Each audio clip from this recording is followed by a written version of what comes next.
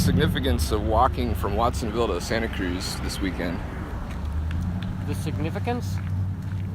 Well, it's 22 miles, and that's symbolic of the number of veteran suicides a day.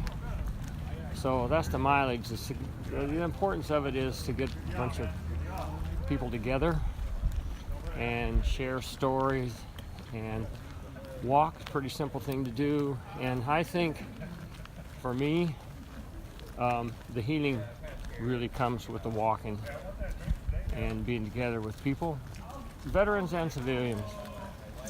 So I guess that's the significance for me. Awesome, thanks. So how did you end up deciding to do the Journey for Change? It was the walk, was Journey for Change like the result of the idea for a walk? No, that's the start of it all, the name. Oh, I had read somewhere about the 22 a day rate. I never heard of that before. And I started asking you ever heard of that? I never heard of that. And after a while, it just kind of pissed me off that nobody knew about it. You never saw it on the news. They never talked about veteran suicide. Mm-hmm. So one day I'm sitting at home and I start loading up my little backpack. My wife, where are you going? I'm going to Sacramento, and I'm walking. Because when I get there, I'm going to go in the Capitol building and I'm going to start talking to those politicians, and she just started laughing. Said, Buzz, you're just going to be an old guy walking down the road. Who's going to pay attention to you? You think you can just walk in the Capitol? So yeah, okay, maybe I better think this through. So I was going by the vet center. Well, let me go in there. So I just walked in and I said, I got this idea. And JT Bicul, who was a therapist there at the time, he said, oh, well, come on in my office. Let's talk about that. And I said, I want to walk to Sacramento.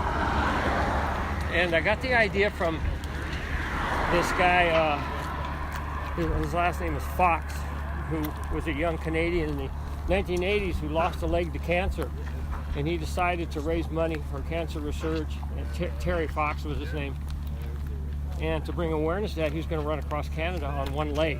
He had a prosthetic device. It wasn't a very good one. And so he started.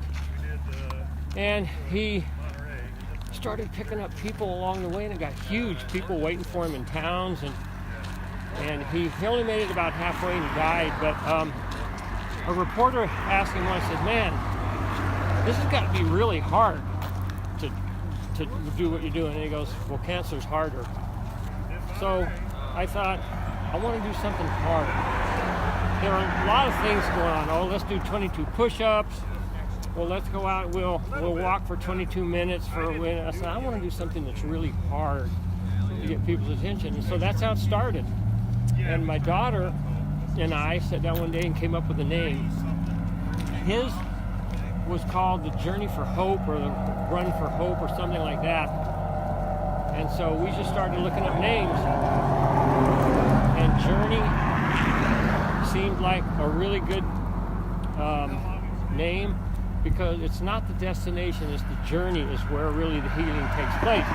It's just walking with your brothers and sisters down the road, civilians or veterans, where really the good stuff starts to happen. So that's how it got started. And we worked on it about 2 years.